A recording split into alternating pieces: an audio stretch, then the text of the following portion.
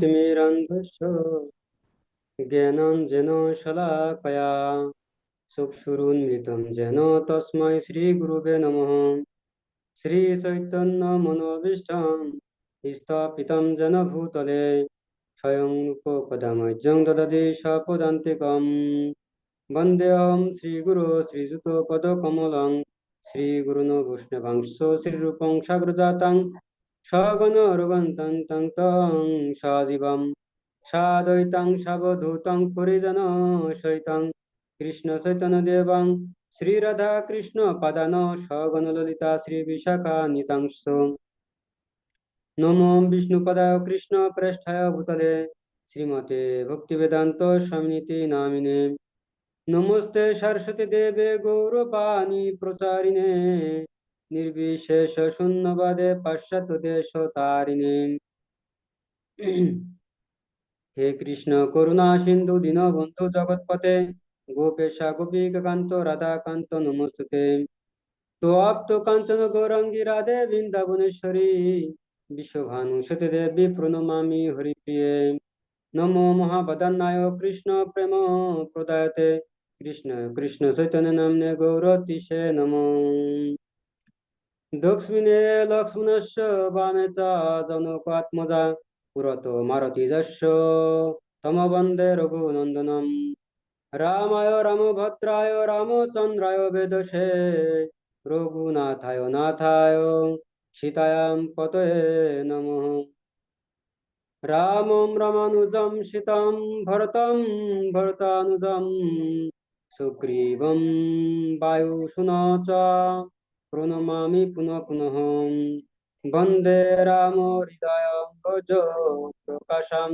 जनकात्मजां क्षत्रिवर्गो परमानन्ददायिनं ब्रह्मरूपिणम् वञ्चाकल्पतरुभ्यश्च कृपासिन्धुभ्य एव च पतितानां पावनेभ्यो वैष्णवेभ्यो नमो नमो जय श्री कृष्ण चैतन्य प्रभु नित्यानंद श्री अद्वैत गदाधर श्रीवास आदि गौर भक्त वृंद हरे कृष्ण कृष्ण कृष्ण हरे हरे हरे राम राम राम हरे हरे ओम नमो भगवते वासुदेवाय ओम नमो भगवते वासुदेवाय ओम नमो भगवते वासुदेवाय नमो विष्णुपदाय कृष्ण प्रेष्ठाय भूतले श्रीमते जयपताका समिति नामिने नमो चर्यपदाय निताय कृपा प्रदायिने गौरपद धामोदय नगर ग्राम तारिणे हरि ओम तत्सत हरे कृष्ण। তো আজকে আমার আলোচ্য বিষয় রামায়ণের যে মূল শিক্ষা এবং এই শিক্ষাগুলো আমাদের জীবনে কিভাবে প্রয়োগ আমরা করতে পারি এই বিষয়ে আমি আলোকপাত করার চেষ্টা করব। তো প্রকৃতপক্ষে এই যে অনলাইনের যে প্ল্যাটফর্ম, এই প্ল্যাটফর্মে কথা বলার যে রামায়ণ কথা বলার যে প্রকৃত যোগ্যতা, আমরা যদি রামায়ণ পড়ি তাহলে বুঝতে পারবো যে রামায়ণ যিনি পাঠ করবেন বা রামায়ণ যিনি শ্রবণ করাবেন তার অনেক যোগ্যতার প্রয়োজন আছে। তো সেই দিক থেকে বিচার করতে গেলে আমার কোনো যোগ্যতাই নেই, কিন্তু যেহেতু আমরা আমাদের গুরুদেবের প্রচার কাজে আমরা সাহায্য করছি, এই প্রচার কাজে সাহায্য করার জন্য আমাদের কিছু যোগ্যতা লাগবে। সেটা হচ্ছে ভগবানের কথা অন্যদের মাঝে প্রচার। আর এই প্ল্যাটফর্ম এমন একটা প্ল্যাটফর্ম যে আমরা নিজেদেরকে গড়ে তোলার সুযোগ পাচ্ছি, এবং এই সুযোগটা করে দিয়েছেন আমাদের গুরু ভ্রাতা এবং বিশেষ করে আমার গুরু বোন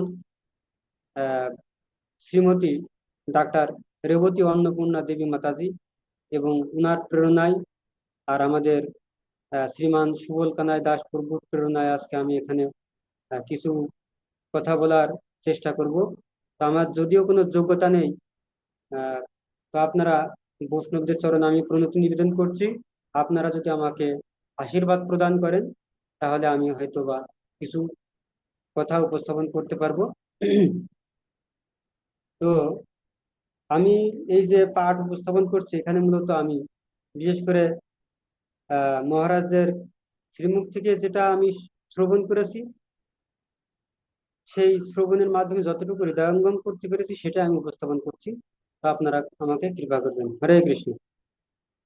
তো প্রকৃতপক্ষে রামায়ণে 24,000 শ্লোক যদি আপনি পড়েন এবং এই 24,000 শ্লোক উম, পড়ার পর আপনি যদি রামায়ণকে সামারাইজ করতে চান বা তার আহ সারসংক্ষেপ যদি 2-1 লাইনে উপস্থাপন করতে বলা হয়, তাহলে আপনি দেখবেন আপনি সেটা ব্যাখ্যা করতে পারবেন।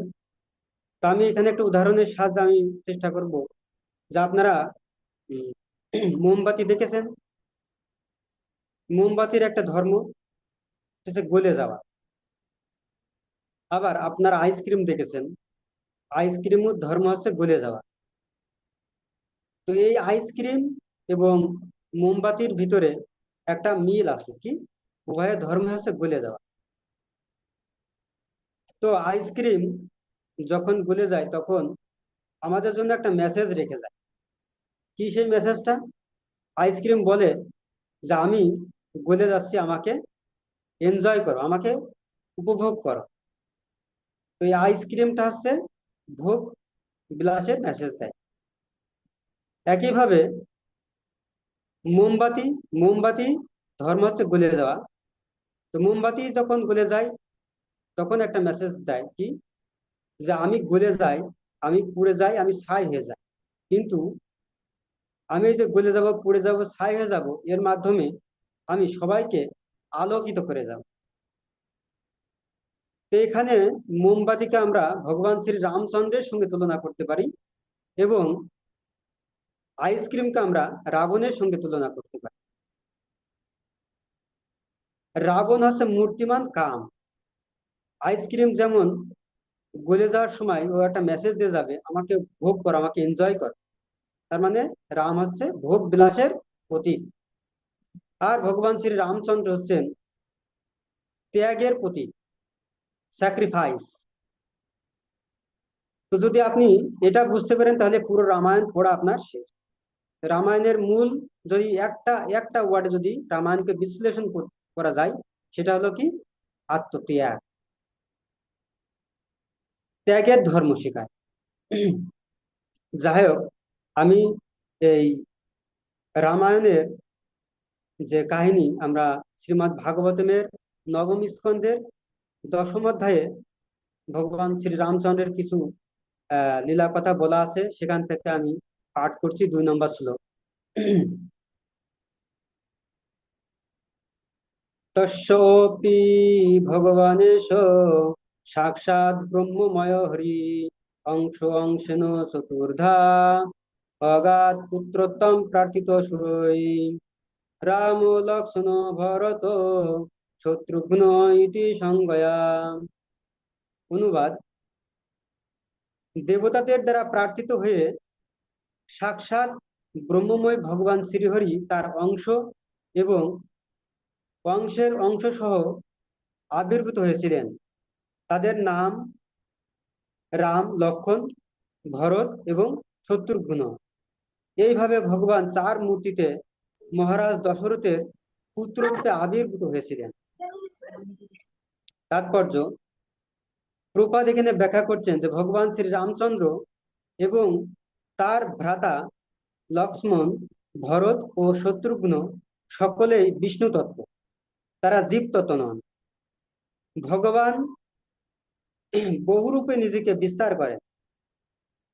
এখানে ব্রহ্ম সংহিতায় বলা হয়েছে অদ্বৈতম অচ্যুতম অনাদি অনন্ত রূপম, অর্থাৎ বিষ্ণু তত্ত্ব এক এবং অভিন্ন হওয়া সত্ত্বেও তার বহু রূপ ও অবতার রয়েছে। তো এখানে প্রপাত ব্যাখ্যা করছেন যে বিষ্ণু তত্ত্ব মূলত এক এবং অভিন্ন হওয়া সত্ত্বেও তার বহু রূপ ও অবতার রয়েছে। তো আমরা দেখতে পাই যে ভগবান শ্রী রামচন্দ্র কখন আবির্ভূত হয়েছিলেন? ভগবান শ্রী রামচন্দ্র আবির্ভূত হয়েছিলেন চৈত্র মাসের শুক্লপক্ষের নবমী তিথিতে, অর্থাৎ 9। আবার এখানে আমরা দেখছি শ্রীমদ্ ভাগবতমের নবম স্কন্ধে এই ভগবান শ্রী রামচন্দ্রের আহ কথা এখানে শ্রীলা সুখদেব গোস্বামী বর্ণনা করেছে। আসলে 9 সংখ্যার একটা তাৎপর্য আছে। শ্রী শ্রীমৎ ভক্তি প্রচার পরিব্রাজক মহারাজ উনি ব্যাখ্যা করছিলেন 9 সংখ্যার একটা বিশেষ গুরুত্ব আছে। মহারাজ বলছিলেন যে 9, এই 9কে যদি আমি 1 দ্বারা গুণ করি তাহলে কি 9 কে 9, 9কে দিয়ে আমি যদি 2 দ্বারা গুণ করি 9কে, তাহলে 9 দুগুণে 18, 1 10 8 18। এখানে 9 যোগ 1 মানে সরি 1 যোগ 8 সমান 9। আবার 9কে যদি 3 দ্বারা গুণ করি তাহলে 3 গুণ 9 27, 2 10 27, অর্থাৎ 2 যোগ 7 সমান 9। 4 দ্বারা গুণ করলে 4 9 36, 3 10 6 36, 3 যোগ 6 সমান 9। একইভাবে আমরা যত গুণ করতে থাকবো আমরা যে সংখ্যাগুলো পাবো তার 2টা ডিজিট যদি আমরা যোগ করি তাহলে আমরা সেই 9 সংখ্যাটা ফেরত পাবো। অর্থাৎ এখানে বলছেন কি বিষ্ণু তত্ত্ব এক এবং অভিন্ন। যদিও পরমেশ্বর ভগবান বিভিন্ন অবতার রূপে এখানে প্রকাশিত হচ্ছে, তাই এখানে 9 সংখ্যাটা একটা খুব তাৎপর্য বহন করে। হরে কৃষ্ণ। তো আমরা এবার দেখবো যে এখানে প্রভুপাদ ব্যাখ্যা করছেন যে দেবতাদের প্রার্থনার ফলে তারা মহারাজ দশরথের পুত্র রূপে আবির্ভূত হয়েছিলেন। অর্থাৎ দেবতারা প্রার্থনা করেছে ভগবানকে এই ধরাধামে আসার জন্য। তা রামায়ণে বর্ণনা করা হচ্ছে যে দশরথ মহারাজ উনি যখন রাজত্ব করছিলেন, তো আমরা অনেকে জানি যে অনেককে যদি প্রশ্ন করা হয় যে দশরথ মহারাজের কয়জন স্ত্রী ছিলেন, তো অনেকেই বলে যে 3 জন স্ত্রী ছিলেন, কৌশল্য, কইকেয়ী এবং সুমিত্রা। কিন্তু প্রকৃতপক্ষে আমরা যদি রামায়ণটা পড়ি তাহলে দেখা যাবে সেখানে 140 জন স্ত্রী ছিলেন দশরথ মহারাজের। তো এই যে 140 জন স্ত্রী ছিলেন, কিন্তু উনার কোনো পুত্র সন্তান ছিল না, একটি মাত্র কন্যা ছিলেন, তার নাম হচ্ছে শান্তা। এবং সেটাও উনার বন্ধু রমপদ মহারাজকে সেই কন্যাকে প্রদান করেছিল। এই যে 140 জন স্ত্রী থাকা সত্ত্বেও দশরথ মহারাজের কোনো পুত্র সন্তান ছিল না। তো উনি এ নিয়ে কখনো ভগবানকে অভিযোগ করেন। এই যে 140 জন স্ত্রী থাকার পিছনে উনার শাস্ত্রে বর্ণনা করা হচ্ছে যে যে সময় উনি রাজত্ব করছিলেন সেই সময় ভগবান পরশুরাম এই পৃথিবী থেকে ক্ষত্রিয় নিধন করেন এবং ক্ষত্রিয় নিধন করার যজ্ঞে উনি নামেন। তো এই পরশুরামের একটা বিশেষ বিশেষ গুণ ছিল, সেটা হচ্ছে উনি যখন দেখতেন যে কেউ বিবাহ বাসরে বসেছেন তাকে উনি হত্যা করতেন না। এই সুযোগটা দশরথ মহারাজ গ্রহণ করেছিলেন। তো এভাবে যখনই পরশুরাম আক্রমণ করতে আসতেন দশরথ মহারাজ তখনই মানে বিবাহ বাসরের আয়োজন করতেন, মানে বিবাহের আয়োজন করতেন। এভাবে এক এক এক করে দশরথ মহারাজ 140 জন স্ত্রী গ্রহণ করেন। এর মধ্যে প্রধান ছিলেন 3 জন, কৌশল্য, কইকেয়ী এবং সুমিত্রা। তো দশরথ মহারাজ দেখলেন যে তার এতগুলো স্ত্রী থাকা সত্ত্বেও কোনো পুত্র সন্তান হচ্ছেন না। তো এই যে তার মনে একটু দুঃখ ছিল। তো আমরা দেখি যে এটা একটা সুন্দর লেসন আমাদের জন্য, যে যদিও দশরথ মহারাজ রাজা ছিলেন, তার কোনো জড় সম্পদের অভাব ছিল না, কিন্তু তার একটা দুঃখ ছিল। তো এইটা আমাদের জন্য একটা খুব সুন্দর শিক্ষা কি, যে যদিও আমরা এই জড় জগতে আছি তো আমাদের দুঃখ থাকবে। কারণ কি, ভগবান শ্রীকৃষ্ণ গীতার 8ম অধ্যায়ের 15 নম্বর শ্লোকে ভগবান বলছেন কি, মামোপেত্য পুনর্জন্ম দুঃখলয়ম অশাশ্বতম নাপ্নুবন্তি মহাত্মানো সংসিদ্ধিম পরমাম গতা।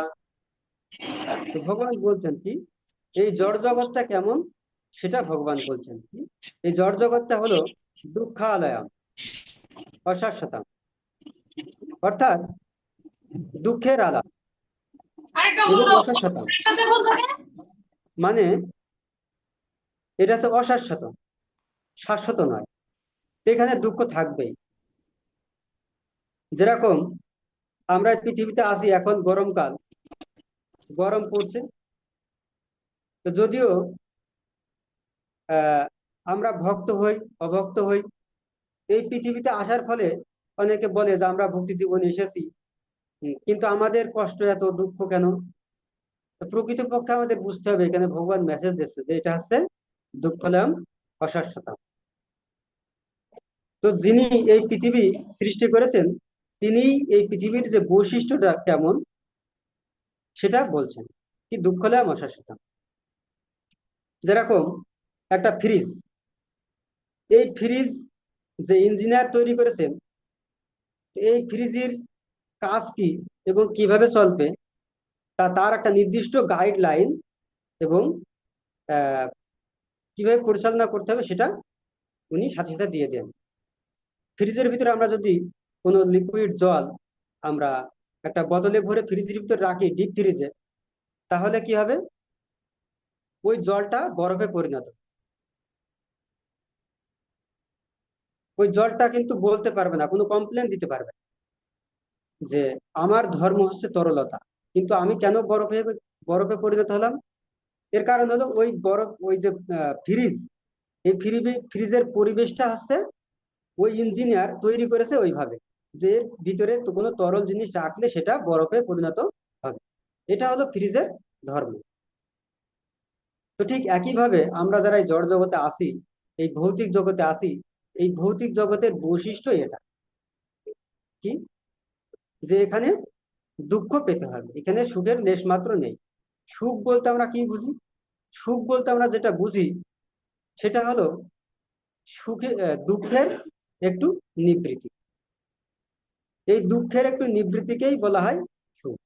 তো এখানে দশরথ মহারাজ, আমরা দেখব যে দশরথ মহারাজ কিন্তু এখানে যদিও তার দুঃখ আছে, কিন্তু উনি হতাশ হননি, উনি ডিসঅ্যাপয়েন্টেড হননি। উনি কি করেছেন?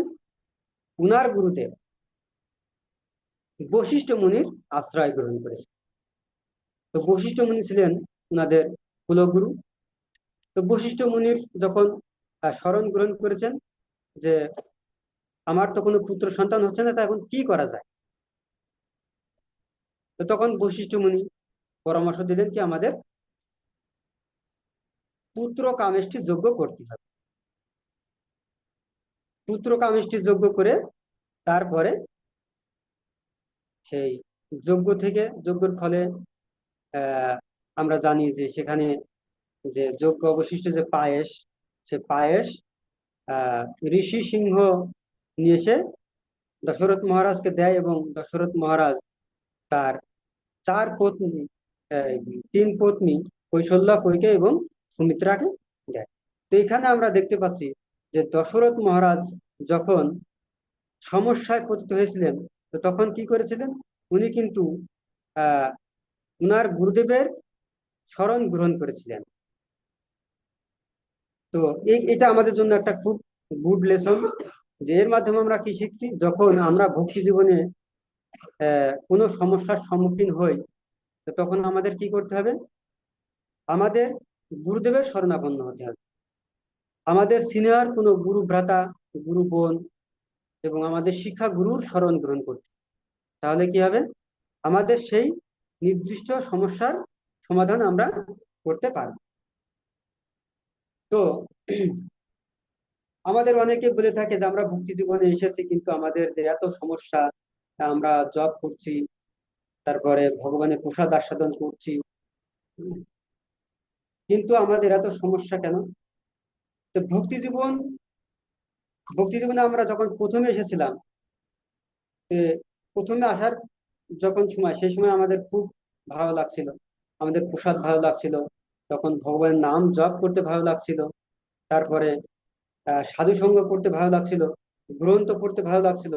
কিন্তু আমরা যখন অনেক দিন ভক্তি জীবনে হয়ে গিয়েছে, সেই সময় আমরা অনেকটা হতাশাগ্রস্ত হয়ে পড়ে অনেক সময় এর কারণ দেখবেন, আমরা যখন কোনো গুহায় প্রবেশ করি, এই গুহার প্রথমে আহ দেখবেন যে সেখানে আলো থাকে গুহার ভিতরে।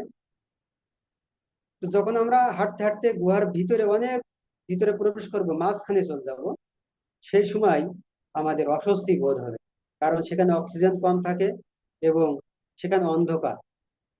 কিন্তু যখন গুহার লাস্টে চলে যাব, তখন আবার আলো মুখ দেখতে পাবো।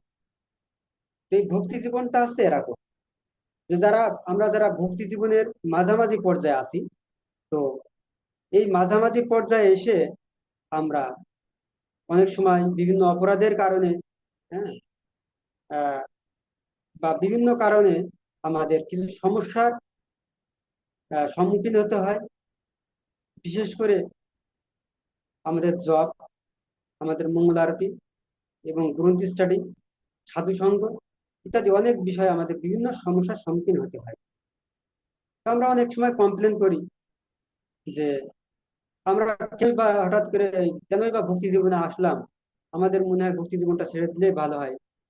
আমি যখন স্টুডেন্ট লাইফে বেঁচেছিলাম, তখন আমাদের অনেক অনেক মানে রুমমেট ভক্তি জীবন ছেড়ে তারা চলে গিয়েছে। তো এর মূল কারণ ছিল তাদের অ্যাটাচমেন্টটা ছিল অন্য বিষয়ের প্রতি, জড় বিষয়ের প্রতি। তাদের সেবা মনোভাবটা কম ছিল এবং তাদের নির্দিষ্ট কোনো গাইডেন্স ছিল না, যার কারণে তারা ভক্তি জীবন থেকে পতিত হয় এবং তারা ভক্তি জীবন ছেড়ে চলে যায়। এই জন্য আমাদেরকে খুব সতর্কতার সাথে আমাদের পথ চলতে হবে।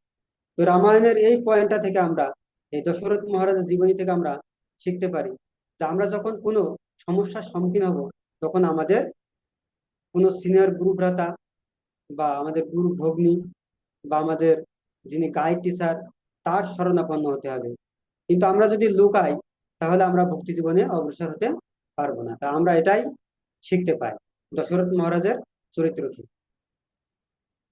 এরপরে দশরথ মহারাজ যখন 4 পুত্র হলো, তখন দশরথ মহারাজ কি করলেন, ওনাদেরকে পড়াশোনা করার জন্য গুরুকুলে পাঠিয়ে দিলেন।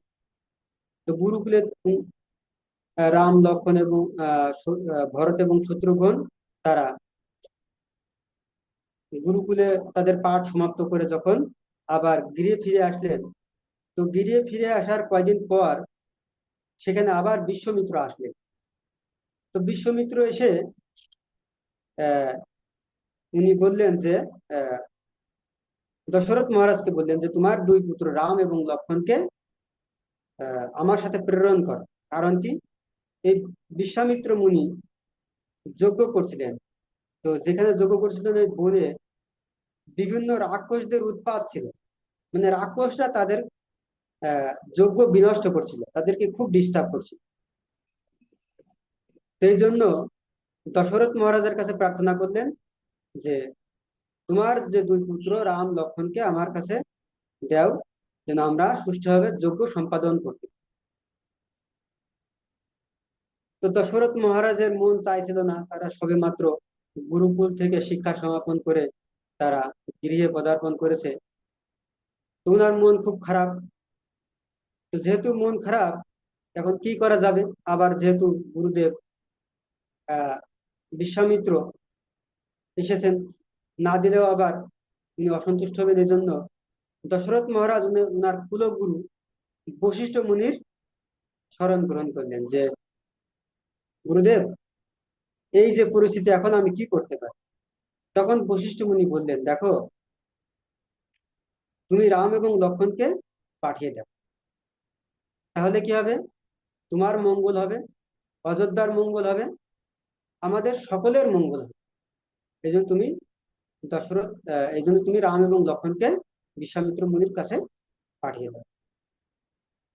তো এখানে একটা খুব সুন্দর গুড লেসন আছে আমাদের ভক্তি জীবনের জন্য, যে কি, আমাদের অনেক সময় অনেক সেবা থাকে যেটা আমাদের অনুকূল না, বা আমরা আমাদের কমফর্টেবল জোনে আমরা সেটা করতে পারি, আমরা কমফর্টেবল ফিল করি। কিন্তু আমাদের দেখতে হবে যে সেই সেবাটি গুরু এবং কৃষ্ণের খুশি করে কি। যদি গুরু এবং কৃষ্ণের খুশি করে, তাহলে যদিও সেই সেবাটি অনুকূল না, কিন্তু আমাদের করার চেষ্টা করতে, আমাদের খেয়াল রাখতে হবে সেই সেবাটির মাধ্যমে গুরু এবং কৃষ্ণের কিভাবে সেবা করা যায়। তো এই জন্য দশরথ মহারাজের যদিও ইচ্ছা ছিল না, তারপরেও গুরু কৃষ্ণের খুশি করার জন্য দশরথ মহারাজ রাম এবং লক্ষ্মণকে বিশ্বামিত্র মুনির কাছে প্রেরণ করলেন। তো এর কারণ এই দশরথ মহারাজের তার গুরুদেবের প্রতি একটা সারেন্ডার ছিল। তো এই শব্দটা খুবই ইম্পর্টেন্ট, যে শরণাগতি, এই গুরুদেবের প্রতি শরণাগতি ছিল বলে দশরথ মহারাজ পাঠিয়ে দিলেন। এই শরণাগতি যদি থাকে, তাহলে আমাদের যে কোনো অনুকূল পরিবেশেও আমরা গুরু কৃষ্ণের সেবা করতে পারি। তো এই শরণাগতির পরিভাষাটা খুব তাৎপর্যপূর্ণ। ভক্তি জীবনের শরণাগতিটা হচ্ছে প্রধান। আমরা যদি মহাভারত দেখি, তো সেখানে আমরা দেখব যে অর্জুনের শরণাগতি কেমন ছিল। অর্জুনের শরণাগতি ছিল হচ্ছে কি, কৃষ্ণের উপদেশ শ্রবণ করার পরে কৃষ্ণের অর্জুনের শরণাগতি ছিল কি, বচনম তব, অর্থাৎ তুমি যা বলছো তোমার সে আদেশ আমি পালন করব, এই বলে সে তীর ধনুক তুলে নিল হাতে। আবার যদি দ্রৌপদীর দিকে আমরা তাকাই, তাহলে দ্রৌপদীর শরণাগতি কেমন ছিল। দ্রৌপদীর শরণাগতি ছিল হচ্ছে শাড়িটা ছেড়ে দেওয়া, শাড়িটা ছেড়ে দেওয়া, এইটাই ছিল দ্রৌপদীর শরণাগতি। আমরা যদি প্রহ্লাদ মহারাজ দিকে তাকাই, তাহলে প্রহ্লাদ মহারাজের শরণাগতি কেমন ছিল। প্রহ্লাদ মহারাজের শরণাগতি ছিল, সে হচ্ছে সবকিছু ছেড়ে দিয়ে সে নীরবে এক মনে ধ্যান সে ভগবানের নাম জপ করা, এটা ছিল প্রহ্লাদ মহারাজের শরণাগতি। আমরা যদি প্রভুপাদের দিকে তাকাই, প্রভুপাদের শরণাগতি কেমন ছিল। প্রভুপাদের শরণাগতি ছিল, প্রভুপাদের বৃদ্ধ বয়সে যে সময় মানুষের অবসর গ্রহণ করার সময়, সেই সময় প্রভুপাদ বৃন্দাবনে ভজন না করে উনি গেছেন কোথায়, আমাদের মতো বদ্ধ জীবদের উদ্ধার করার জন্য পাশ্চাত্য দেশে গিয়েছে, আমেরিকায় গিয়েছে। এটা হচ্ছে প্রভুপাদের শরণাগতি। সেই সময় প্রভুপাদের অনেক গুরু ভ্রাতারা বা অনেক সাধুরা বলেছিলেন যে, স্বামীজি এখন আপনার এই বয়সে আমেরিকায় না গিয়ে বরং বৃন্দাবনে আপনার সাধন ভজন করাটাই শ্রেয়। কিন্তু প্রভুপাদ বললেন না, প্রভুপাদ গেলেন আমাদের মতো বদ্ধজীবদের উদ্ধার করার জন্য, ভগবানের নাম প্রচার করার জন্য, গুরুদেবের বাক্য প্রতিষ্ঠা করার জন্য, মহাপ্রভুর বাক্য প্রতিষ্ঠা করার জন্য গেলেন পাশ্চাত্য দেশে। এটা ছিল প্রভুপাদের শরণাগতি। এই জন্য এটা এই মহাভারতের এই সরি রামায়ণের এই শিক্ষাটা আমাদের জন্য খুব সুন্দর একটা পয়েন্ট, যে অনেক সময় অনেক সেবা থাকে যেটা আমাদের অনুকূলে সবসময় হয় না, আমরা কমফোর্টেবল ফিল করি না, কিন্তু গুরু কৃষ্ণের সেবা করার জন্য আমাদের সেই সেবাটা গ্রহণ করা উচিত, অন্তত চেষ্টা করা উচিত। যাই হোক, তো এই যে রাম লক্ষ্মণ তখন বিশ্বামিত্রর আশ্রমে গিয়ে সেখানে অনেক রাক্ষসদের বধ করে আহ ওনারা গেলেন কোথায়, মিথিলায় গেলেন। সেখানে জনকরাজ উনার কন্যার জন্য স্বয়ংবরের আয়োজন করেছে। এখানে খুব সুন্দর একটা গল্প আছে, যে এই জনকরাজ উনার গৃহে একটা ধনু ছিল। তা আপনারা সকলে জানেন সেই ধনুটার নাম হচ্ছে শিব ধনু, অনেকে তাকে হর ধনু বলে। এই ধনুটা এত ভারী ছিল, এত হেভিনেস, যে সেই ধনুটা উঠাতে গেলে, মানে এক জায়গা থেকে আর এক জায়গায় উঠাতে গেলে 8,000 সৈন্য লাগবে। তো একদিন জনকরাজ দেখছেন মা সীতা এমনি খেলতে খেলতে, মানে খেলার ছলে, মানে বা হাত দিয়ে ধনুকটা উঠিয়ে এক জায়গা থেকে আর এক জায়গায় সরিয়ে রেখে দিয়েছে। তো জনকরাজ যেটা দেখার পরে উনি বুঝতে পারলেন যে আমার এই যে কন্যা, এ কোনো সাধারণ কন্যা নয়। তা আমি যদি তাকে কোনো পাত্রস্থ করতে চাই, তাহলে এমন একজন পাত্র দরকার যার এরকম সেম এনার্জি থাকবে আর এরকম সেম লেভেল থাকবে, এরকম একটা আমার জামাতা দরকার। এই জন্য জনক মহারাজ তখন ঘোষণা করলেন কি, যে একটা স্বয়ংবরের আয়োজন করা হবে এবং আমি আমার কন্যাকে সেই সেই জায়গায় আমি পাত্রস্থ করব, তার সাথে বিবাহ দেব, যে কিনা এই হরধনুটা ভাঙতে পারবে, উঠাতে পারবে।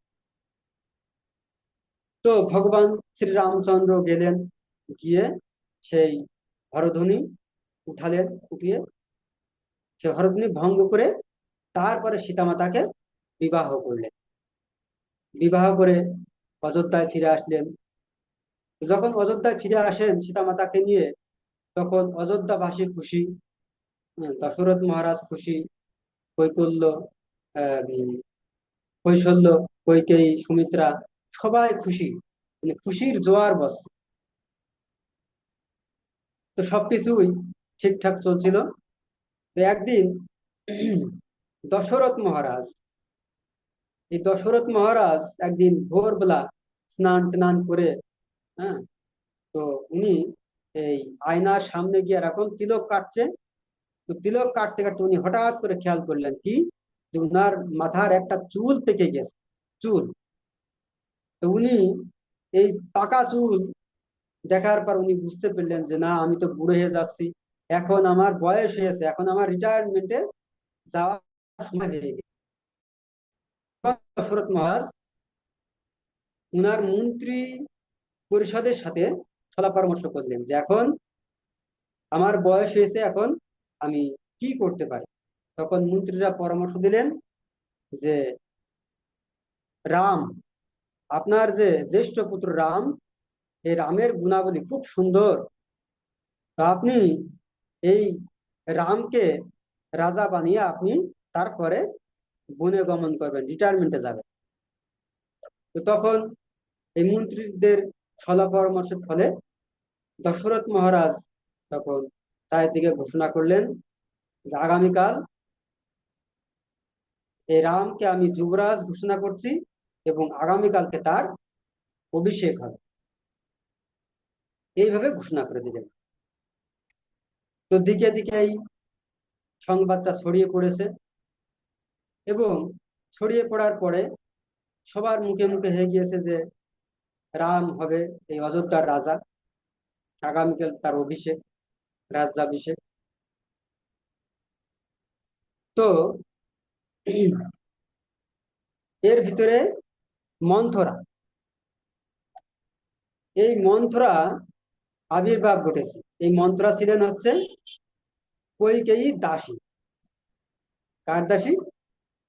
কৈকেয়ীর দাসী। তো এই কৈকেয়ী দাসী যেহেতু ছিলেন মন্থরা, তা মন্থরা এসে কৈকেয়ীকে বলছে যে, জানো যে আগামীতে রাম হবে রাজা, এই অযোধ্যার রাজা হবে রাম। তো তখন কৈকেয়ী এই নিউজটা শোনার পরে কৈকেয়ীর গলায় যে সোনার হার ছিল, এই খুশিতে এই হারটা মন্থরাকে গিফট করেছে। তো তখন মন্থরা এই হারটা ছুঁড়ে ফেল দিয়েছে। তুমি কি বলছো, তোমার কি মাথা টাথা খারাপ হয়ে গেছে না? হ্যাঁ? তা বলছে কেন, রাম যদি আহ রাজা হয় তাহলে তো খুব ভালোই হবে, হ্যাঁ, খুব আনন্দ হবে। রাম হচ্ছে প্রকৃত একজন যোগ্য রাজা হবে। কৈকেয়ী তখন মন্থরাকে এটা বলছে। তখন মন্থরা কৈকেয়ীকে বোঝাচ্ছে যে না, ভরত যদি রাজা হয়, তোমার পুত্র ভরত যদি রাজা হয়, সেটা পারফেক্ট হবে। কারণ কি, রাম যদি রাজা হয় তাহলে দশরথ মহারাজ তোমাকে আর কোনো গুরুত্ব দেবে না, তোমার কোনোই গুরুত্ব থাকবে না, আর তোমাকে দাসীর দাসী বানিয়ে রাখবে। হুম। তো এইভাবে মন্থরা কৈকেয়ীকে কুমন্ত্রণা দিচ্ছে এবং তাকে কনভিন্স করার চেষ্টা করছে।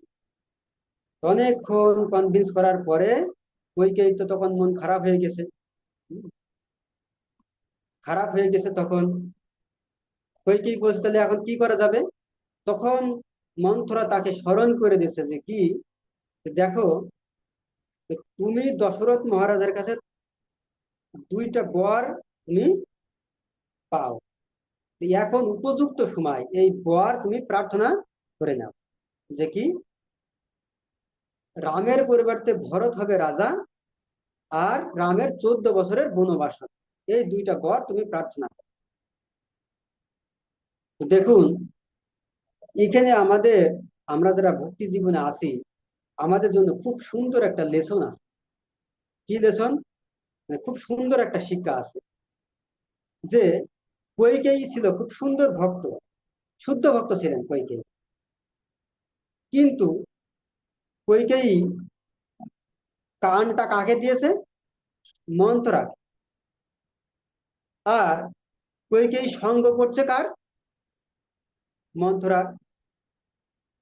যার হৃদয়ে কুবুদ্ধি আছে তার সঙ্গ করছে, আর কানটা দিয়েছে কৈকেয়ী, এই মন্থরা, যে কুমন্ত্রণা দিয়েছে। এইটা খুব সুন্দর একটা গুড লেসন আছে আমাদের ভক্তি জীবনের জন্য, যে আমাদের ভক্তি জীবনে যে ভক্তির যে 64 প্রকার অঙ্গ আছে, তার ভিতরে 9টা অঙ্গ প্রধান। এই 9টা যে অঙ্গ ভক্তির, তার ভিতরে প্রধান অঙ্গ যে শ্রবণ, শ্রবণম কীর্তনম। এই শ্রবণটা হচ্ছে খুব গুরুত্বপূর্ণ। আমরা এই কান দিয়ে কি শ্রবণ করছি, এটা খুব গুরুত্বপূর্ণ একটা পয়েন্ট আমাদের ভক্তি জীবনের জন্য। তো দেখুন, ভগবান আমাদেরকে সৃষ্টি করেছে কিভাবে? আমাদের একটা মুখ। কয়টা মুখ? একটা মুখ। কান কয়টা? দুইটা। তার মানে আমরা যেটুকু শুনবো, তার যেটুকু কথা বলবো, তার দ্বিগুণ পরিমাণ আমাদেরকে শুনতে হবে। ভগবান এইভাবে আমাদেরকে তৈরি করেছে। এই জন্য কানের সঠিক প্রয়োগ আমাদের করতে হবে। আমরা যদি কানের সঠিক প্রয়োগ না করতে পারি, তাহলে আমরা ভক্তির জীবনে অগ্রগতি লাভ করতে পারি। এই জন্য আমাদের কানের সঠিক প্রয়োগ করতে হবে, আর আমাদের সঠিক সঙ্গ করতে হবে। তা আমরা যদি ভক্তি জীবনে উপরে উঠতে চাই, তাহলে আমাদের কানের সঠিক প্রয়োগ করতে হবে। কোথায় কান দিতে হবে? দেখেন, আমাদের এই কানটা খুব বদমাইশ। কিরকম? যখন আমাকে কেউ বলবে, প্রভু আপনি খুব সুন্দর কীর্তন করতে পারেন, তখন আমি কানটা বাড়ি দেবো, হ্যাঁ মাতাজি, বা প্রভু কি বলছেন। তখন আমাদের কানটা খাড়া হয়ে যায়, মানে প্রশংসা শোনার জন্য।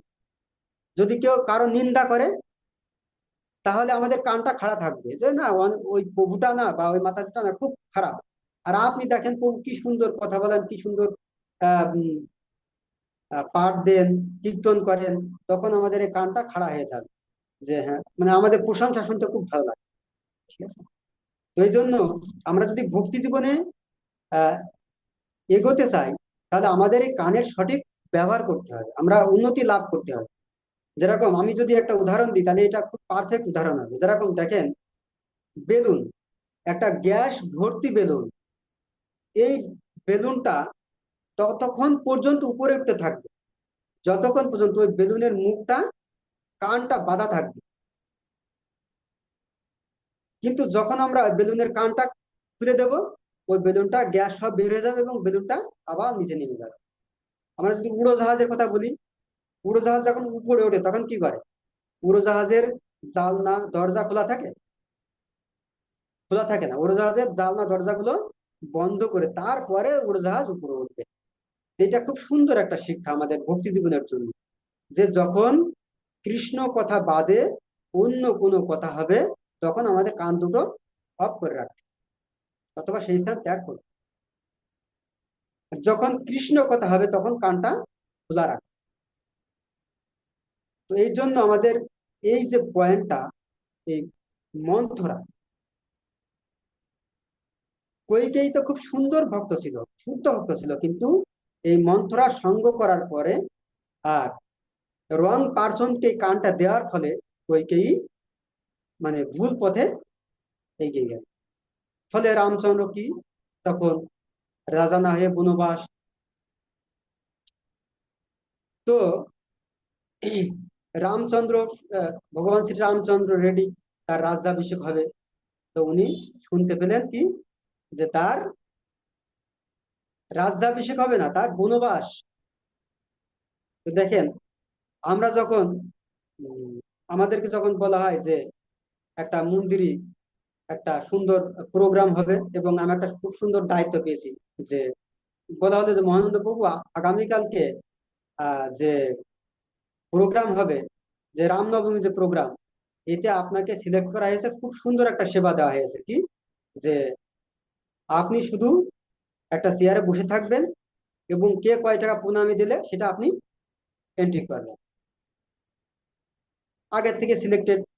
আমি যখন গেলাম, গিয়ে দেখলাম কি আমার সে দায়িত্ব থেকে আহ মানে বঞ্চিত করা হয়েছে, করে আমাকে বলা হলো কি প্রভু আপনি এই সেবাটা না করে আপনি এখন যেতে হবে আপনাকে খুলনায়। খুলনায় কেন যেতে হবে? এই একটা কেক নিয়ে আসতে যেতে হবে। তো তখন আমি যদি বলি যে আমি রিল্যাক্সে এই গরমে আহ এখন খুলনায় যাওয়া কি আমার জন্য সম্ভব? আমি রিল্যাক্সে চেয়ারে বসে খালি খাতায় লিখবো, এটা তো ভালো সেবা।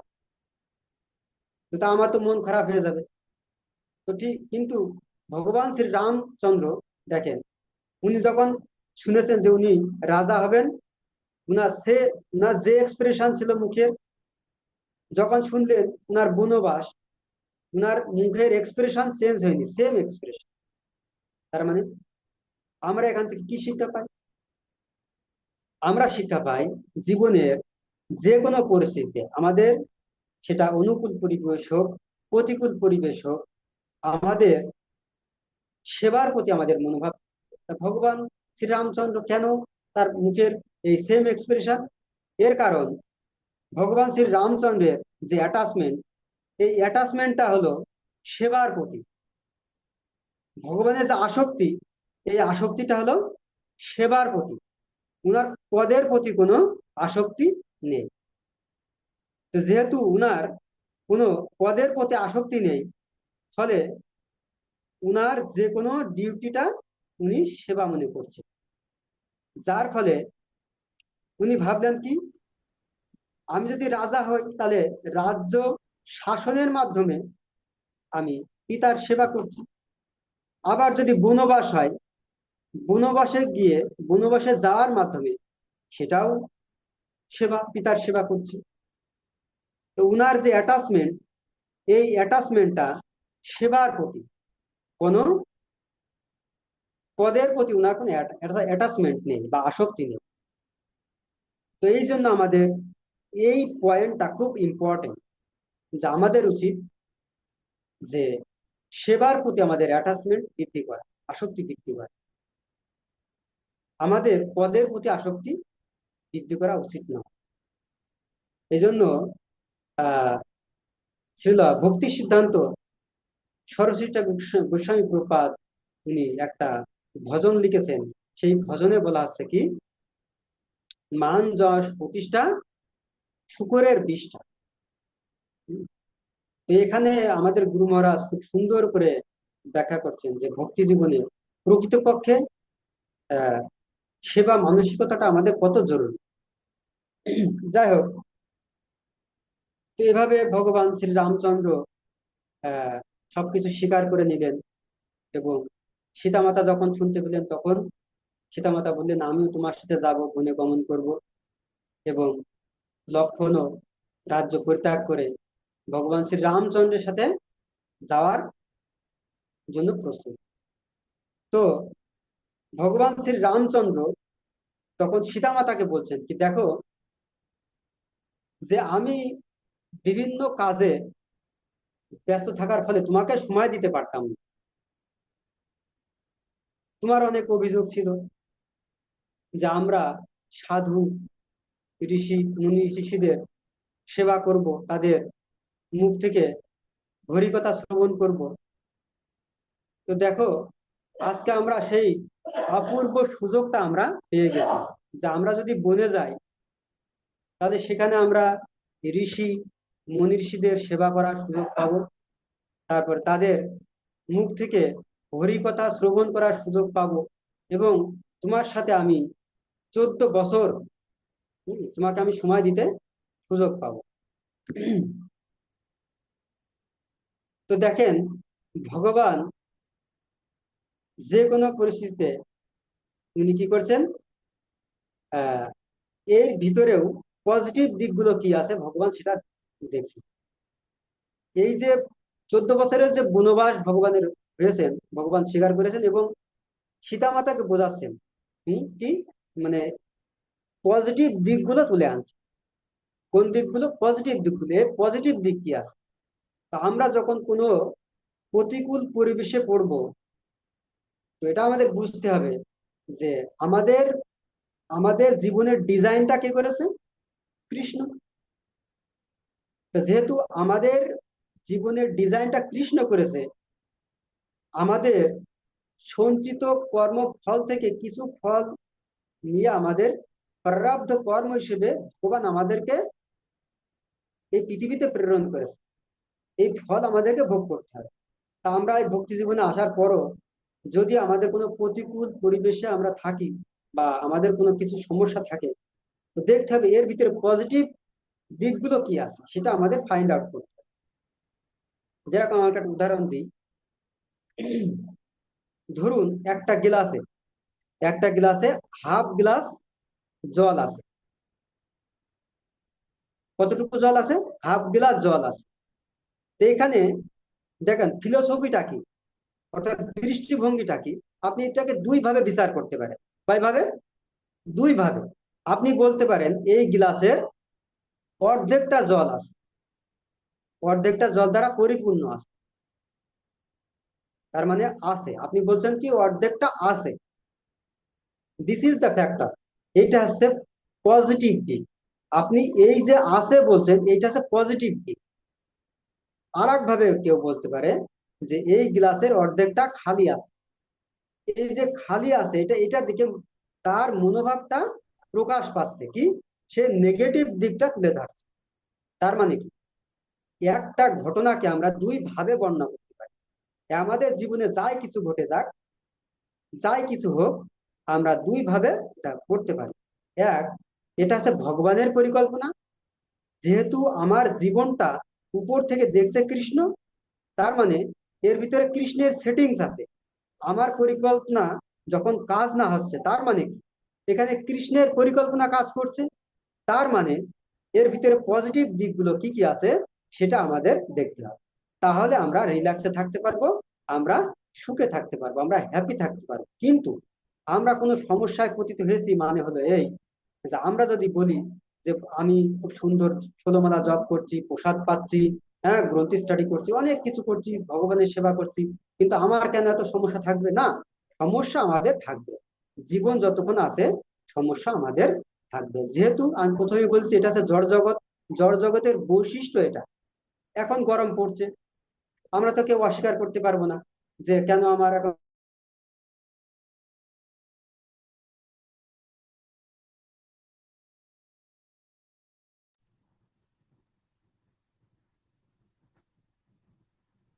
খুব সম্ভাবনার বিদ্যুৎ চলে গেছে, আপনারা একটু ধৈর্য ধরে অপেক্ষা করুন।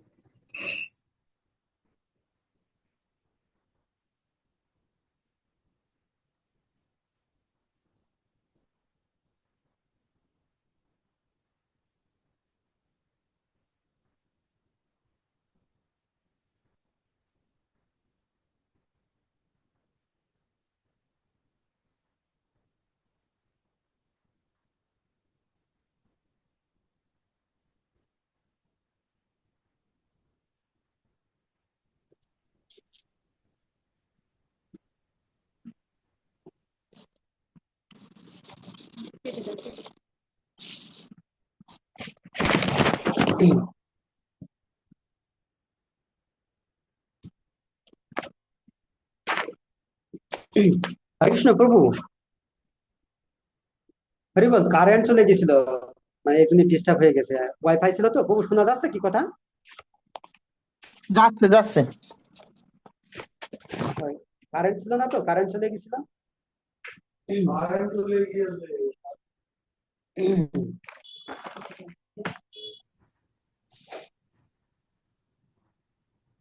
কৃষ্ণ প্রভু, শোনা যাচ্ছে? শোনা যাচ্ছে, শুরু করুন।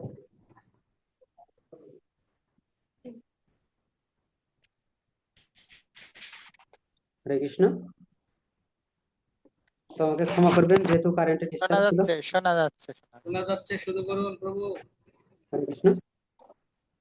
যাই হোক, তো এইভাবে আমাদেরকে আমাদের জীবনে যে কোনো সমস্যা আসলে আমাদেরকে পজিটিভ দিকগুলো আমাদের খুঁজে বের করতে হবে। তাহলে আমরা ভক্তি জীবনে এগিয়ে যেতে পারবো। তো এইভাবে আমরা দেখতে পাই যে ভগবান শ্রী রামচন্দ্রের জীবনী থেকে যে যদিও সমস্যা সাময়িকভাবে, কিন্তু এর ভিতরে ভগবান আমাদের বোঝাচ্ছেন যে তার ভিতরে, এই সমস্যার ভিতরে পজিটিভ দিকগুলো কি আছে। তো এরপর সুমন্ত বাইরে রথ নিয়ে রেডি আছে, যে ভগবানকে নিয়ে যাওয়ার জন্য। এবং সেখানে যত অযোধ্যাবাসী ছিল, এই অযোধ্যাবাসী সবাই, হাজার হাজার, লাখ লাখ লোক তখন সবাই বলছে যে আমরা সবাই ভগবান শ্রী রামচন্দ্র যেখানে যাবে আমরা সেখানে যাব, কারণ রাম যেখানে থাকবেন সেটাই অযোধ্যা। এখন ভগবান কাকে বলবে, কাকে বুঝাবে? একজন, দুইজন, পাঁচজন, 10 জন হলে ভগবান বোঝাতে পারে, কিন্তু এই হাজার হাজার লোক, লাখ লাখ লোককে কিভাবে ভগবান বোঝাবেন সবাইকে? তো ভগবান যখন রথে আরোহণ করেছেন, তখন রথের পিছনে পিছনে অযোধ্যাবাসী সবাই, তখন হাজার হাজার, লাখ লাখ লোক এই রথের পিছনে পিছনে ছুটতে ছুটতে ভগবান শ্রী রামচন্দ্র যেদিকে যাচ্ছে সেদিকে তারা গমন করলেন। তো এক সময় রাত হয়ে গেল। রাত হয়ে যাওয়ার পরে সবাই, রামচন্দ্র তখন এক জায়গায় থামলেন। থামার পরে তো সবাই বিশ্রামে গেলেন, সবাই ক্লান্ত, সারাদিন পরিশ্রম করে হেঁটে গিয়েছে। তো ভগবান শ্রী রামচন্দ্র বিশ্রামে গিয়েছেন, সাথে সাথে অযোধ্যাবাসী সকলে, যত ভক্ত ছিল সবাই বিশ্রামে চলে গিয়েছে। ভগবান শ্রী রামচন্দ্র তখন ব্রহ্ম মুহূর্তের আগে জেগে উঠেছেন। উঠে লক্ষণকে বলছেন, লক্ষণ ওঠো। সীতা মাতাকে জাগিয়েছেন, বলছেন যে দেখো সবাই ঘুমিয়ে আছে, তো এখন আমাদের উপযুক্ত সময়। আমরা যদি এখন এই স্থান ত্যাগ না করি তাহলে সকাল হলে আমরা যেতে পারবো না, এরা সবাই আমার আমার পেছনে পেছনে ছুটবে। তাই এখনই আমাদের উপযুক্ত সময়, সবাই নিদ্রা আছে, এখন আমাদেরকে বের হতে হবে। তখন ভগবান শ্রী রামচন্দ্র সবাইকে ফাঁকি দিয়ে হুম, তখন চলে গেছে, সেই স্থান ত্যাগ করেছে। তো দেখুন, এখানে আমাদের জন্য একটা খুব সুন্দর গুড লেসন আছে, খুব সুন্দর একটা শিক্ষা আছে। সবাই, আমরা যদি, আমরা যারা ভক্তি জীবনে আছি, আমরা যদি একটু অলসতা করি, হুম, অযোধ্যাবাসী অলসতা করেছিল, ঘুমিয়েছিল, আর সেই সুযোগে ভগবান তাদেরকে ত্যাগ করেছে, তাদেরকে ফাঁকি দিয়ে চলে গেছে। তো এটা আমাদের জন্য খুব সুন্দর একটা পয়েন্ট। আমরা ভক্তি জীবনে যদি অলসতা করি, হুম, যদি ইনঅ্যাক্টিভ থাকি, তাহলে ভগবান আমাদের কাছ থেকে দূরে সরে যায়। আমরা যদি রামকে পেতে চাই, তাহলে আরাম ত্যাগ করতে হবে। রাম, আরাম। আমরা যদি আরাম চাই, রাম আমাদের থাকবে না, আমাদের কাছে থাকবে না। তাহলে হয় আরাম করতে হবে, না রামকে নিতে হবে। রামকে পেতে হলে আমাদের অ্যাক্টিভ থাকতে হবে, অলসতা ত্যাগ করতে হবে। তো এটা হলো আমাদের ভক্তি জীবনের জন্য একটা গুরুত্বপূর্ণ শিক্ষা, আমাদের অ্যাক্টিভ থাকতে হবে, আমাদের সক্রিয় থাকতে হবে। এটাই হচ্ছে রামায়ণের শিক্ষা। এরপর কি হয়েছে? আহ ভরত মহারাজ, সরি, ভরত ভরত ভগবান শ্রী রামচন্দ্র যখন বনবাস লীলা হলো, তখন ভরত ছিলেন মামা বাড়িতে। তো ভরত যখন এই আহ আবার অযোধ্যায় ফিরে আসলেন, এসে দেখলেন পরিবেশ সব চেঞ্জ হয়ে গেছে, এবং অযোধ্যাবাসী এই ভরতকে সবাই, হ্যাঁ, সি সি করছে, ঘৃণা করছে, কেউ থুতু ছিটাচ্ছে। হম তো অর্থাৎ ভরতকে ভুল বুঝছে সবাই। তো তখন ভরতকে যখন কইকেয়ী দেখলেন, তখন কইকেয়ী তো খুব আনন্দ, খুব খুশি, এবং ভরতকে বলছে যে তুমি রাজা হবে। তো এই কথা শোনার পর ভরত তো খুব দুঃখ পেয়েছে, এবং আহ, মায়ের সাথে খুব জোরে জোরে কথা বলছে যে, মা, আমি তোমাকে মানি, আমি তোমাকে ভালোবাসি, কিন্তু তুমি যেটা করেছো সেটা ঠিক করো, তুমি এটা ভুল করেছো। হুম। এইভাবে মানে কঠোর ভাবে কথা বলছে মায়ের সাথে। আগে যেভাবে কোমল ভাবে কথা বলতো, হ্যাঁ, খুব সুন্দর করে কথা বলতো, এখন সেটা বলছেন, একটু কঠোর ভাবে কথা বলছে। তো এখানে প্রশ্ন উঠতে পারে যে একজন বৈষ্ণব হয়ে মায়ের সাথে কিভাবে আহ এমন ভাবে ব্যবহার করতে পারে বা কঠোর ভাষা প্রয়োগ করতে পারে। তো এখানে আমাদের ভক্তি জীবনের জন্য একটু একটা শিক্ষা আছে, যে অনেক সময় পরিস্থিতি বিবেচনা করে আমাদের একটু কত কঠোর হতে হবে। তো সেখানে আমাদের মূল যে মূল যে ব্যাপার, সেটা হলো দেখতে হবে আমাদের মোটিভটা কি আছে। হ্যাঁ, এই মোটিভটাই হচ্ছে মেন। কিছু কিছু জায়গায় আমাদেরকে একটু একটু কঠিন হতে হবে। কেন? ভক্তি জীবনের জন্য। যেরকম আমরা দেখি যে মহাপ্রভু যে সময় পুরীতে ছিলেন, তো এই পুরীতে থাকাকালীন নামাচার্য ছিল হরিদাস ঠাকুর। উনি জবন হওয়ায় এই পুরী মন্দিরের ভিতরে কিন্তু ওনাকে প্রবেশ করতে দিছিলেন না। তো সেই সময় মহাপ্রভু কিন্তু সেই আহ পান্ডাদের সাথে কোনো বাক বিতণ্ডা করেননি, বা উনি বলেননি যে কেন হরিদাস ঠাকুরকে পুরীর মন্দিরের ভিতরে প্রবেশ করতে দেওয়া হবে না, ইনি তো একজন শুদ্ধ ভক্ত। উনি কিছুই বলেননি। মহাপ্রভু তখন খুব মানে হাম্বল ছিলেন, খুব সফট ছিলেন। কিন্তু মহাপ্রভু যখন ফিলোসফি প্রতিষ্ঠা করার সময় আসে তখন কঠোর। যেরকম আমরা দেখতে পাই প্রকাশানন্দ সরস্বতী সাথে যখন মহাপ্রভুর কথা হচ্ছে, তো তখন মহাপ্রভু তখন কৃষ্ণকে প্রতিষ্ঠা করার জন্য, কৃষ্ণ নাম প্রতিষ্ঠা করার জন্য, এই ফিলোসফি প্রতিষ্ঠা করার জন্য তখন উনি রেডি টু ফাইট, তখন উনি একবার প্রস্তুত। তখন আহ বিভিন্ন শাস্ত্র যুক্তি দিয়ে তাদেরকে পরাস্ত করলেন। তার মানে আমাদের পরিস্থিতি বিবেচনায় আমাদের এনে আমাদেরকে খুব সতর্কতার সাথে আমাদেরকে ভক্তি জীবনে অগ্রসর হতে হবে। কোথায়, কখন, কিভাবে আমাদের একটু কঠোর হতে হবে। এমন নয় যে আহ সব পরিস্থিতিতে আমাদের কঠোর হতে হবে। কিছু কিছু আছে যখন ভগবানের সেবা আমাদের বিঘ্নিত হয়, বা বৃহৎ সেবার ক্ষেত্রে আমরা কঠোর হতে পারি, সেটা আমাদেরকে অবশ্যই পরিবেশ পরিস্থিতি বুঝে এটা আমাদেরকে ব্যবহার করতে হবে। তাহলে আমরা ভক্তিতে এগোতে পারবো।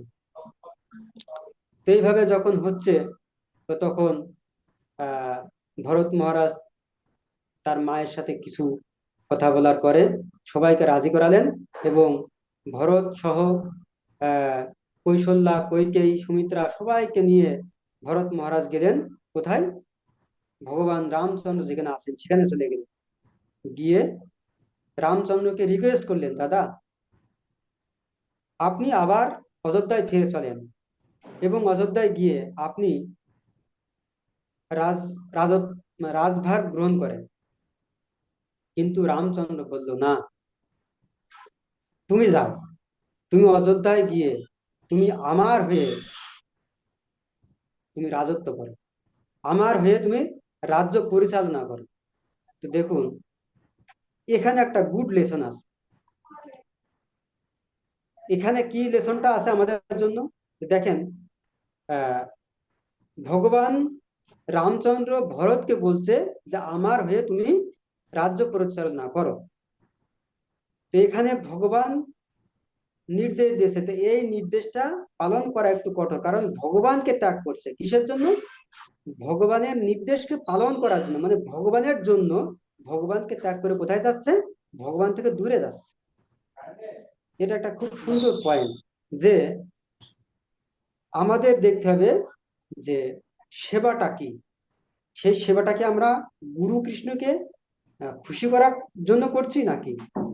তো ভরত মহারাজ তো আহ যদি বনে থাকতেন শ্রী রামচন্দ্রের সাথে, তাহলে কি সেটা তো রিল্যাক্স ছিল। ভরত মহারাজের জন্য খুব সুন্দর ছিল, সরল ছিল কি সে প্রতিদিন ভগবানের সঙ্গ করতে পারবে, ভগবানের মুখমণ্ডল দর্শন করতে পারবে, হম, ভগবানের কথা শ্রবণ করতে পারবে, ভগবানের সেবা করতে পারবে। তো এটা খুব সরল ছিল। কিন্তু ভগবান কোথায় পাঠাচ্ছে? ভগবান থেকে দূরে পাঠাচ্ছে। তো এটা একটা খুব সুন্দর লেসন আছে আমাদের জন্য। আমরা অনেক সময় আমরা প্রভুপাদের জীবনী দেখি যে প্রভুপাদ বৃন্দাবন ছেড়ে কোথায় যাচ্ছে? পাশ্চাত্যে, মিলেচ্ছ যাচ্ছে। কেন? মিলেচ্ছ দেশে। কারণ কি?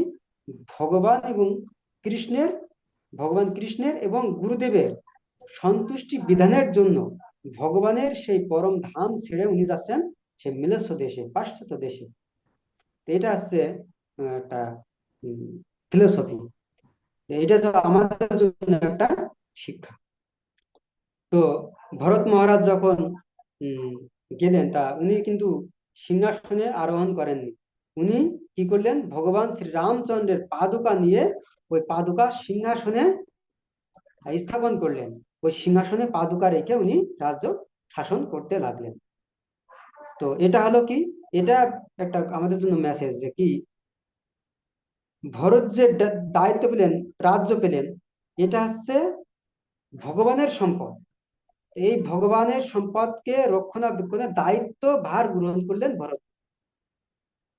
তো ঠিক একইভাবে আমরা এই যে সংসারে আছি, আমাদের যে গৃহ সম্পত্তি আছে, আমাদের জ্ঞানটা করা উচিত এটা ভগবানের সম্পদ, এটা ভগবানের সম্পত্তি। আমরা শুধু কি এইটুকু মেনটেন করছি, ভগবানের সম্পদকে আমরা মেনটেন করা যায়, মেনটেন করা করছি। তো আমার কাছে আজ যা আছে সেটা কালকে নাও থাকতে পারে। এটা সাময়িক একটা ব্যাপার, এগুলো সব ভগবানের। এই জ্ঞানটা আমাদের দিচ্ছে রামায়ণ, যে সবকিছু ভগবানের সম্পত্তি। তো এবার এভাবে ভরত মহারাজ রাজ্য শাসন করতে লাগলেন। এবং যখন রাজ্য শাসন করতে লাগলেন, তো এদিকে আহ ভগবান শ্রী রামচন্দ্র তিনি বনে ছিলেন। তো এই বনে থাকার সময় সেখানে আরো অনেক ঘটনা, যেহেতু 9:30 বেজে গেছে, সময় অনেক সংক্ষিপ্ত। মানে রামায়ণটা মনে হচ্ছে আর 5 মিনিট। একটা গ্রেট ফিলোসফি। মানে এখানে জীবন দর্শন, এখানে প্রত্যেকটা জিনিস। হরে কৃষ্ণ প্রভু কিছু বলছেন? এই যে 5-7 মিনিট বলুন আর হরে কি। কৃষ্ণ। আচ্ছা ঠিক আছে প্রভু। তো এখানে আহ ভগবান শ্রীরামচন্দ্র যখন বলেছিলেন তখন শূর্পণখা এসে গেছে। শূর্পণখা এসেছে খুব সুন্দর করে সাজুগুজু করে, মানে অপ্সরার বেশি এসেছেন। কি করার জন্য? আহ রামচন্দ্রকে বিবাহ করার প্রস্তাব নিয়ে এসেছেন। হম, এত সুন্দর সেজে গুজে এসেছেন যে রামচন্দ্রকে, ভগবান শ্রী রামচন্দ্রকে ইমপ্রেস করার জন্য। খুব সুন্দর করে শাড়ি চুড়ি পরে একেবারে মেকআপ করে চলে এসেছেন। হ্যাঁ। তো দেখেন ভগবান আছেন মদন মোহন, অর্থাৎ মদনকে যিনি মোহন করতে পারেন তিনি আছেন মদন মোহন। তো উনাকে ইমপ্রেস করার জন্য এসেছেন শূর্পণখা। তো তখন শূর্পণখাকে উনি বললেন, দেখো আমি তো আমার তো স্ত্রী আছে। তো আমার স্ত্রী আমার সাথে আছে, তো তুমি লক্ষণের কাছে যাও, তার স্ত্রী তো তার কাছে নেই, তার কাছে গিয়ে দেখো তোমার প্রস্তাব সে আহ, গ্রহণ করতে পারে।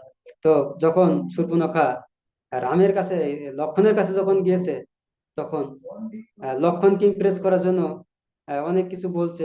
হুম, তো তখন আহ শূর্পণখার এই প্রস্তাব অগ্রাহ্য করেছে। তখন এক পর্যায়ে এই শূর্পণখা মা সীতাকে মানে আঘাত করার জন্য উদ্যত হয়েছে। আর সেই সময় লক্ষ্মণ তার এই নাকটা কেটে দিয়েছে।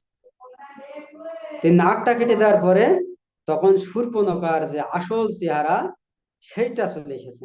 হ্যাঁ, তো এইটা আমাদের ভক্তি জীবনের জন্য একটা শিক্ষা। কি শিক্ষা? তো আমরা যখন অনুকূল পরিবেশে থাকি তখন আমরা ভক্তি জীবনে খুব সুন্দর আমরা চলছি, বা সুন্দর করে আমরা ভক্তি জীবন পালন করছি। কিন্তু আমাদের যদি কোনো স্বার্থের ব্যাঘাত ঘটে, মনে করুন আমরা একটা মন্দিরে গিয়েছি বা একটা অনুষ্ঠানে গিয়েছি, সেখানে মহাপ্রসাদের আয়োজন হয়েছে, ফিস্ট। হ্যাঁ, অনেক প্রকার আইটেমের আয়োজন হয়েছে। এখন যদি দেখি কোনো কারণে আমার জন্য প্রসাদ নেই, বা কোনো কারণে প্রসাদ ফুরিয়ে গেছে, বা কোনো একটা সেবার ত্রুটি আমার হয়েছে, বা আমার সাথে কেউ একটু প্রতিকূল আচরণ করেছে, তখন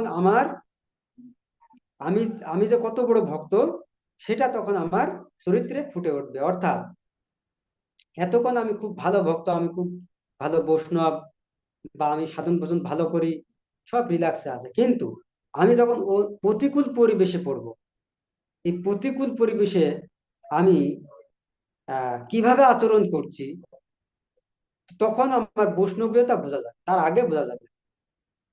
আমি রেগে যাচ্ছি, হ্যাঁ, না আমি ক্রোধ করছি, তো সেটা আমাকে কিভাবে বোঝা যাবে, আমাকে কিভাবে জাজ করা যাবে? আমি যখন এই প্রতিকূল পরিবেশে আমার ক্রোধটাকে নিয়ন্ত্রণ করতে পারছি, বা আমি রাগটাকে নিয়ন্ত্রণ করতে পারছি, তাহলে বোঝা যাবে আমি কত বড় বৈষ্ণব। তা নাহলে আমি যখন রেগে যাবো তখন আমার আসল চেহারা বোঝা যাবে, যে আমার সেই শূর্পণখার যে চেহারা, সেই চেহারা আমি আবির্ভূত হব। যেরকম শূর্পণখা তখন খুব সুন্দরী রমণী ছিল, হ্যাঁ, কিন্তু যখন ওনার নাকটা কেটে দিয়েছে তখন ওনার আসল চেহারায় উনি আবির্ভূত হয়েছেন। তো যখন এই শূর্পণখার নাক কেটে দিয়েছে তখন এই শূর্পণখা চলে গেছে কোথায়? তার ভ্রাতা রাবণের কাছে, গিয়ে রাবণকে কনভিন্স করছে, দেখো দাদা, এই যে বনবাসী দুই ভ্রাতা, এরা খুব দুষ্ট আছে। হ্যাঁ, তো দেখো আমার চেহারা বিকৃত করে দিয়েছে, তা তুমি একটা কোনো ব্যবস্থা করো। তখন রাবণ শূর্পণখাকে বলছে, তা তুমি কেন সেখানে গেলে? তা তারা তো শান্তিতেই ছিল, তুমি কেন তাদেরকে ডিস্টার্ব করতে গেলে? তো তখন শূর্পণখা ভেবেছিল যে আমার দাদা কিছু একটা ব্যবস্থা করবে। তো যখন দেখে যে এ রাবণ কোনো ব্যবস্থাই নিচ্ছে না, বরং তারপরেই আহ ইয়ে করছে, তখন শূর্পণখা বলছে যে দেখো দাদা, মূল বিষয়টা হলো তাদের কাছে এমন একজন রমণী আছে, এই রমণী এত সুন্দর চেহারা, তা তুমি যদি এই যে রমণী এটা তোমার সাথেই মানা, তো তুমি গিয়ে দেখো। তা তখন রাবণ বলছে যে না, আমার কাছে অনেক রমণী আছে, খুব সুন্দর সুন্দর রমণী আছে, তুমি যাও এখান থেকে, তুমি ভাগো। তো কোনোভাবে রাবণকে মানে কনভিন্স করা যাচ্ছে না। তো রাবণকে বলছে, দেখো, তুমি যেটা ভাবছো সেটা নয়, তুমি একবার গিয়ে দেখে আসতে পারো, তুমি আমার মুখের কথা যদি না বিশ্বাস হয় তা তুমি গিয়ে দেখে আসতে পারো, তুমি দেখে তারপরে বিচার করতে পারো যে আসলে আমার কথা কতদূর সত্যি। তো এইভাবে অনেক মানে এইভাবে কনভিন্স করার পরে এক পর্যায়ে রাবণ রাজি হয়েছে, ঠিক আছে তুমি যখন বলছো আমি দেখতে যাব। তো দেখেন এখানে একটা কি শিক্ষা আছে। তো রাবণকে কি করছে, বারবার কনভিন্স করছে। তো রাবণের তখন ওই বিষয়ের প্রতি একটা ধ্যান এসে গেছে, আসলে তার চেহারা কত সুন্দর। তো শ্রীমদ্ ভগবদ গীতার 2য় অধ্যায়ের 62-63 নম্বর শ্লোকে ভগবান বলছেন কি, ধ্যায়তে বিষয়ান পুংস সঙ্গস্তেষু উপজায়তে সংঘাত সঞ্জিত কামহ কামাৎ ক্রোধো বিজায়তে ক্রোধাৎ ভবতি সম্মোহ সম্মোহাৎ স্মৃতি বিভ্রম স্মৃতি ভ্রংসাৎ বুদ্ধিনাশ বুদ্ধিনাশাৎ প্রণশ্যতি। এই যে রাবণের ঠিক একই দশা, ধ্যায়তে বিষয়ান পুংস। তো শূর্পণখা যখন বারবার এই কথাটা রিপিট করেছে তখন ওর প্রতি একটা ধ্যান চলে এসেছে, কি সুন্দর রমণী। তো এটা আমাদের জন্য খুব একটা ইম্পর্টেন্ট ব্যাপার যে আমরা কিসের প্রতি ধ্যান দেব, এটা একটা গুরুত্বপূর্ণ বিষয়। তো এইভাবে রাবণ সেই সীতামাতাকে দেখতে গিয়েছে। তো তার আগে রাবণ মরীচিকে পাঠিয়েছে কি হিসেবে, এই মায়াবী হরিণ রূপে পাঠিয়েছে। তখন সীতামাতা এই মায়াবী হরিণ দেখে ভগবান শ্রী রামচন্দ্রকে বলছে, আমার এই হরিণটাই দরকার। হুম, এই স্বর্ণ হরিণ, এই স্বর্ণ হরিণ আমার দরকার। তো তখন ভগবান শ্রী রামচন্দ্র অনেকভাবে বোঝানোর চেষ্টা করেছে, না আমাদের অনেক হরিণ আছে বা এটা থাক, অনেকভাবে বোঝানোর চেষ্টা করেছে, কিন্তু সীতামাতা কোনো তাতেই রাজি হচ্ছেন না। তখন ভগবান শ্রী রামচন্দ্র লক্ষ্মণকে বলে গেছে, তুমি এখানে থাকো, সীতামাতাকে তুমি রক্ষা করবা, কারণ এই বনে অনেক রাক্ষস আছে। হুম, কে কখন আক্রমণ করে তার কোনো ঠিক নাই। তো তুমি এই সীতামাতাকে দেখে রাখো, আমি হরিণের পেছনে পেছনে ছুটছি। তখন হরিণ শিকারে গিয়েছে। আর এদিকে রাবণ আহ তো এর ভিতরে যখন মরীচিকে বধ করে, তখন এই মরীচি রাম রাম বলে চিৎকার করছে। আর তখন সীতামাতা আর লক্ষ্মণকে বলছে, দেখো তোমার দাদা কোনো বিপদে পড়েছে, তুমি যাও তোমার দাদাকে উদ্ধার করার জন্য, রক্ষা করার জন্য। তখন লক্ষ্মণ সীতামাতাকে বলছে, দেখো মাতা, আমার দাদা এত শক্তিশালী, উনি আছেন ভগবান, উনাকে রক্ষা করার কেউ দরকার নেই, উনাকে রক্ষা করার জন্য কারো দরকার নেই, উনাকে কেউ আহ পরাস্ত করতে পারবে না। কিন্তু সীতামাতা অনেক ভাবে অনেক কিছু বলছে, লক্ষ্মণ সেখান থেকে যাবে না কারণ দাদার আজ্ঞা রয়েছে। কিন্তু সীতামাতা বলছে, ও এবার আমি বুঝতে পেরেছি তোমার মতলব কি। তখন সীতামাতা বলছে যে তোমার দাদা যদি মারা যায় তাহলে তুমি আমাকে বিবাহ করবে, এই জন্য তুমি চাচ্ছ। তো তখন সীতামাতাকে বলছে যে তুমি এভাবে বলবেন না, মানে কারণ আমি এটা আর শুনতে পাচ্ছি না, এটা মানে আমার জন্য এটা খুব কষ্টদায়ক, এই কথাটা আমি শ্রবণ করতে পারছি না। আমি তোমাকে মা সম্বোধন করি, তুমি আমার সীতা মাতা, এটা আমি শ্রবণ করতে পারবো না। তো এক সময় বাধ্য হয়ে তখন লক্ষ্মণ যেতে বাধ্য হয়। তো যাওয়ার আগে সীতামাতার একটা দাগ দিয়ে যায়, যে এই দাগের বাইরে গেলে সমস্যা, এই জন্য আমি একটা দাগ দিয়ে দিচ্ছি, দাগের বাইরে আপনি যাবেন। তো দাগ দেওয়ার পরে আহ সেখানে যায়, গিয়ে দেখে যে পরিস্থিতি ভিন্ন। সেখানে লক্ষণকে দেখার পরেই ভগবান শ্রী রামচন্দ্র বলে যে কি, যে তুমি কি বোকা, তোমাকে আমি রেখে আসলাম সীতাকে রক্ষা করার জন্য, আর তুমি সেখানে চলে এসেছো। তখন সব বিস্তারিত বললো, আমি আসছিলাম না, কিন্তু বৌদি আমাকে এইভাবে বলছিল, তা আমি এটা শুনতে পারছিলাম না। তখন রাম বলছে, দেখো সে তো একজন স্ত্রী আছে, আর স্ত্রীরা স্বল্প বুদ্ধি হয়, সে যাই বলুক তোমাকে তাকে ত্যাগ করে এখানে আসা তোমার মোটেই উচিত হয়নি। যাই হোক, তো এখানে আমাদের জন্য একটা গুড লেসন আছে। এইভাবে রামচন্দ্র আহ লক্ষ্মণকে অনেক তিরস্কার করছে। তখন লক্ষ্মণ ভাবছে যে আমি কোন দিকে যাই, মানে উভয় সংকটে, এদিকে বৌদি বকছে, এদিকে দাদা বকছে। হ্যাঁ, তো হয়তো আমরা ভাবতে পারি যে আমরা যখন ভক্তি জীবনে আসি, তো আমাদের এরকম কোনো প্রতিকূল পরিবেশ তৈরি হতে পারে, যা আমাদেরকে সবাই আমাদের শিক্ষাগুরু আমাদেরকে বকছে, আমাদের সিনিয়র গুরু ভ্রাতারা ভুগছে, আমরা মানে এভাবে আমরা একটা প্রতিকূল পরিস্থিতির ভিতরে পড়তে পারি। তো লক্ষণ কিন্তু সেটা কিছুই মনে করেনি, কারণ লক্ষণ ভাবতে পারতো যে আমি, আমার কি দরকার ছিল এই বনে আসার। আমি এই বনে এসেছি কি, আমি ঘুম ত্যাগ করেছি, আমি খাওয়া ত্যাগ করেছি, আমি আমার স্ত্রীকে ত্যাগ করে তাদের সেবার জন্য আমি বনে এসেছি, আর এদিকে দাদাও বকছে, এদিকে বৌদিও বকছে, কি দরকার আমার। লক্ষ্মণ কিন্তু এটা ভাবেনি, এর ভিতরে পজিটিভ কিছু দেখছে। এটা আমাদের বুঝতে হবে কি, যখন আমাদের শিক্ষাগুরু বা আমাদের গাইড টিচার বা আমাদের সিনিয়র কোনো বৈষ্ণব যখন আমাদেরকে বকা দেয়, তখন এর ভিতরে বুঝতে হবে এর ভিতরে পজিটিভ দিক আমাদের খুঁজে নিতে হবে। কি কি ভাবতে হবে আমাদের তখন? বুঝতে হবে যে না, লক্ষণ কি ভাবছে? লক্ষণ এখানে ভাবছে যে আহ, দাদা আমাকে কত ভালোবাসে, আমার জন্য সে আহ, অনেক কিছু করে আমাকে, উম, অনেক ভালোবাসা দিয়েছে। তো এইটা হচ্ছে পয়েন্ট, যে যখন কোনো বৈষ্ণব বা কোনো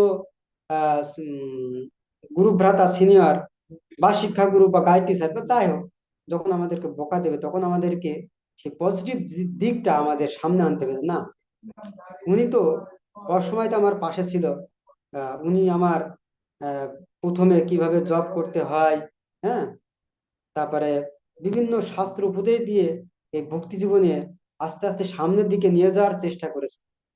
তো এখন হয়তো কোনো পরিস্থিতির কারণে আমাকে বকা দিচ্ছে বা শাসন করছে, তো আমার হয়তো কোনো ভালোর জন্য এটা করছে।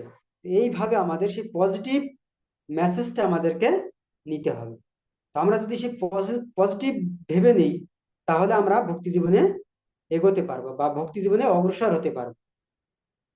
তো আর অনেকগুলো লেসন আমাদের আছে, যে এই রামায়ণ মানে কি পুরো দর্শন, শুধু পুরো ফিলোসফি।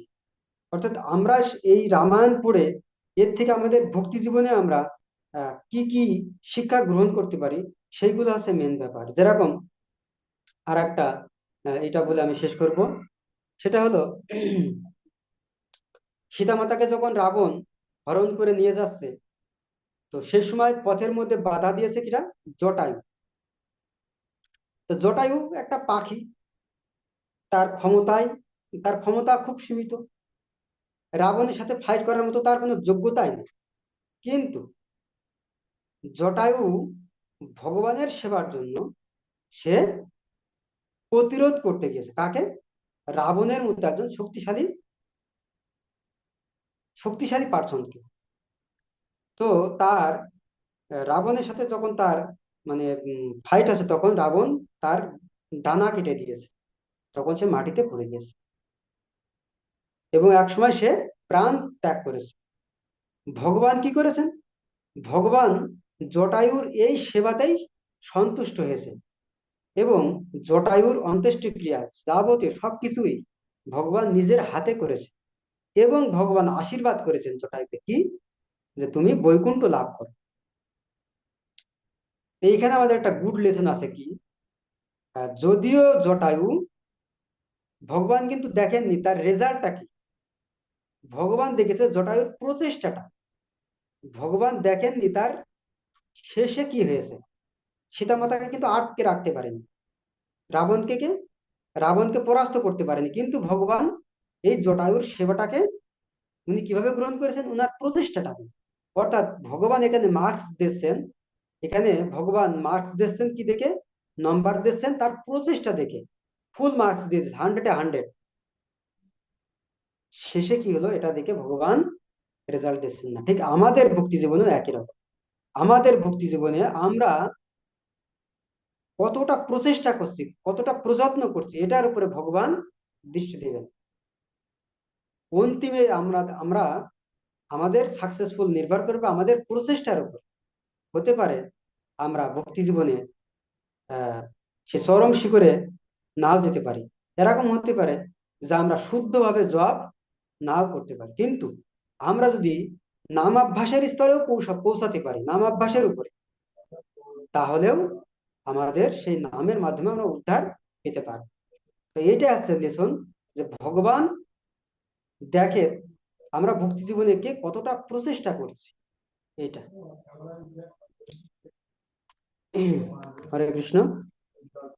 তো আরো অনেকগুলো লেসন ছিল, অনেক বিষয় ছিল, যেটা আহ, আমি খুব সংক্ষেপে সংক্ষেপে বলে উম, বলার চেষ্টা করেছি।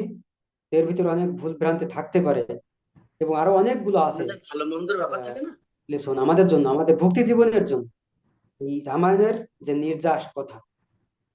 তো আমি এই যে জটায়ুর যে শিক্ষা, যে প্রচেষ্টা, এই প্রচেষ্টাটাই হচ্ছে আমাদের ভক্তি জীবনের নির্যাস। এটা আমাদের মনে রাখা উচিত। এবং সেইভাবে আমাদের প্রযত্ন করা উচিত, আমাদের ভক্তি জীবনে পরিচর্যা করা উচিত। হরে কৃষ্ণ।